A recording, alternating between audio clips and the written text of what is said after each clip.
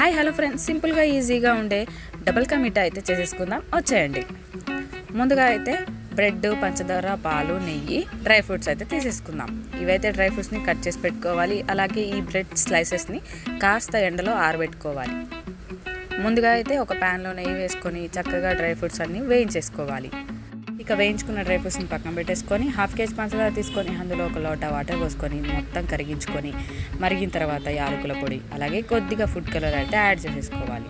ఇక బ్రెడ్ స్లైసెస్ని అయితే కొద్దిగా నెయ్యి వేసుకుంటూ అటు ఇటు టర్న్ చేసుకుంటూ బ్రౌనిష్ కలర్ వచ్చేంత వరకు 2 సైడ్స్ కూడా అలాగే కాల్చుకోవాలి. మామూలుగా అయితే నెయ్యిలో వీటిని చక్కగా వేయించుకోవచ్చు, కానీ నెయ్యి ఎక్కువ అవుతుందనే ఉద్దేశంతో ఇలా లైట్గా నెయ్యి వేసుకొని వేయించుకొని ఇలా చక్కెర పాకంలో అయితే మొత్తం వేసేసి డిప్ చేస్తున్నాను అనమాట. టోటల్గా ఫైనల్గా అన్ని బ్రెడ్స్ అయితే వేయించి ఇందులో వేసేసాను అనమాట. మనం కాచి చల్లార్చుకున్న పాలను కూడా ఇందులో యాడ్ చేసేసుకోవాలి. కాస్త ఉడకనిచ్చుకొని అప్పుడు స్లైసెస్ లాగా చిన్నగా కట్ చేసేసుకోవచ్చు అనమాట, ఎందుకంటే పీసెస్ లాగా ఉంటాయి కాబట్టి. సో ఇలా ఫైనల్గా అయితే ఇది రెడీ అయిపోయిన తర్వాత మనం వేయించి పెట్టుకున్న డ్రై ఫ్రూట్స్ని కూడా ఇందులో పైన డెకరేట్ చేసేసుకొని స్టవ్ ఆఫ్ చేసేసుకోవడమే. అంతే, సింపుల్ అండ్ ఈజీగా ఉండే డబుల్ కా మిఠాయి అయితే రెడీ అయిపోయింది. చక్కగా అందరికీ సర్వ్ చేసేయడమే. ఇంకెందుకు ఆలస్యం, మన ఛానల్ని కొత్తగా చూస్తున్నట్లయితే సబ్స్క్రైబ్ చేసుకోండి ఫ్రెండ్స్.